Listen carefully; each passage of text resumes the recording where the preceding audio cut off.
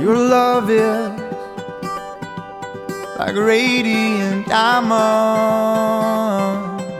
bursting inside us, we cannot contain.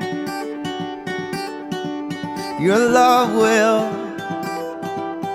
surely come find us like blazing wildfire. Hi everyone, it's Erica from the Faith Formation Office at St. Gregory the Great, and just checking in on everybody, seeing how you're doing during this unusual and trying time for us. Hopefully you received an email and you've seen our social media posts, but we're all definitely thinking of you and praying for you and missing you and working collaboratively as a staff virtually to try and find a way to bring church to you and to your homes, because we can no longer meet together at the church. So I will be here every day, Monday through Fridays at 2 o'clock in the afternoon, doing our Faith and Family series, where we're going to have some fun activities and crafts and then a story. So any children that would participate in children's liturgy, the Word, or Vacation Bible School, or Faith Formation, definitely have them come and join us at 2 o'clock on Instagram and Facebook. Our handles are STGG San Diego, so that's where you can find us. And hopefully you joined us this morning at 9 a.m. with Julia for her morning brew. She talked about the domestic church this morning, and I thought that was so fitting. Some of us have never even heard that phrasing before, domestic church. What does that mean? What does that look like? But if you didn't watch it, I definitely encourage you. The link's still live. Go back, click it, watch it. She does a great job explaining. The domestic church is basically your home. We have the universal church, that is our world.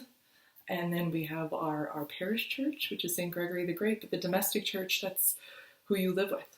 That's your children, that's your spouse, that's your parents, that's whomever you live with. That is your domestic church. So in this time where we are kind of secluded and bound to that building, we also have this beautiful opportunity to focus on that domestic church. So that's what we're going to be doing and getting ready for this week, and what our Faith and Family series will be on. Hopefully you had a chance already to go visit the website on the Faith Formation tab. We have a couple of resources available for you guys. And one of the first ones we listed was how to set up a sacred space in your home, specifically a Lenten sacred space. So because we are not traveling to the church anymore for Mass and religious ed and the such, we're going to do that all within our home. And just as churches have ambos and altars and all those sacred spaces, we're going to go ahead and make one for our house so that we have somewhere reserved for prayer and quiet time with God. So yeah, we're going to get started, and I'll show you guys what ours looks like. All right, everybody. So here is the Rossio family sacred space toddler edition. For those of you who don't know, we have a 3.5-year-old daughter, and so our sacred space is going to look a little different from maybe a family who doesn't have any small children, but nevertheless, still great. So what we did is we just found a small little table. This is actually a little table that my daughter uses to color at and do fun stuff like that.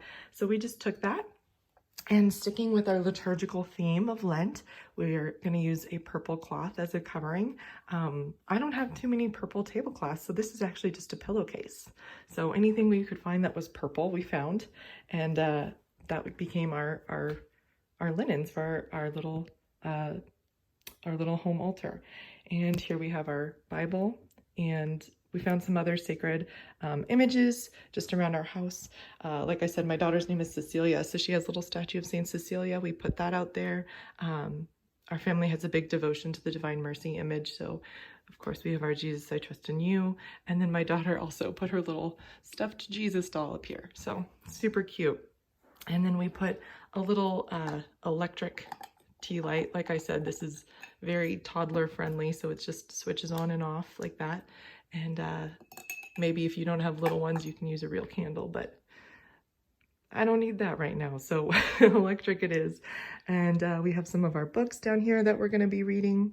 And then we have today's book as well. So yeah, I encourage you all, be creative, come up with a space, come up with an idea, and just work it out. And I also encourage you to put it somewhere prominent in your house. Don't put it in a room you don't really go in. Put it somewhere where you do most of your living. You want it to be somewhere very accessible for everybody. Okay, so now we're going to talk about today's story that we're going to read. It's called What Do You Do with a Problem? And it's written by Kobi Yatamata. And I actually had a completely different book in mind to read today. And when I was getting books off the shelf, this one caught my eye. My daughter was given this book for her first birthday, so a few years back. And we don't pull it out too often, but it is a family favorite. And it just kind of struck me, and I was like, we need to read this book. So really powerful. I think moms, dads, kids, everybody can learn a little something from this book. So we're going to go ahead and get started.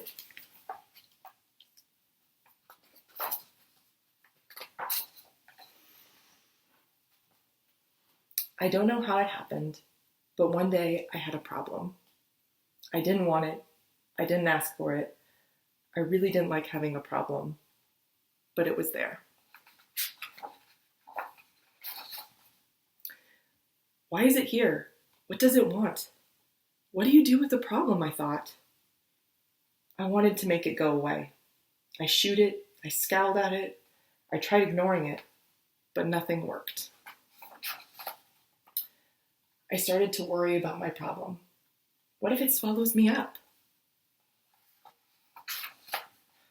What if my problem sneaks up and gets me? What if it takes away all of my things? I worried a lot. I worried about what would happen. I worried about what could happen. I worried about this and worried about that. And the more I worried, the bigger my problem became. I wished it would just disappear. I tried everything I could to hide from it. I even found ways to disguise myself, but it still found me. And the more I avoided my problem, the more I saw it everywhere.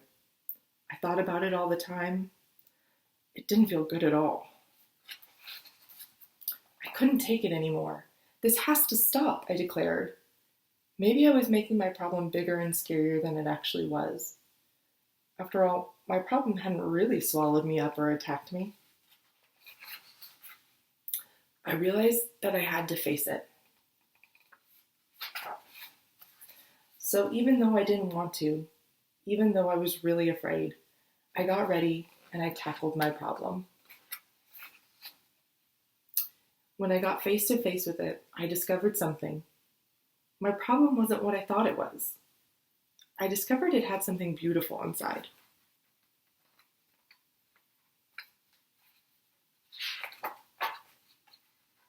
My problem held an opportunity. It was an opportunity for me to learn and to grow, to be brave, to do something. It showed me that it was important to look closely because some opportunities only come once. So now I see problems differently. I'm not afraid of them anymore because I know their secret. Every problem has an opportunity for something good. You just have to look for it. The end.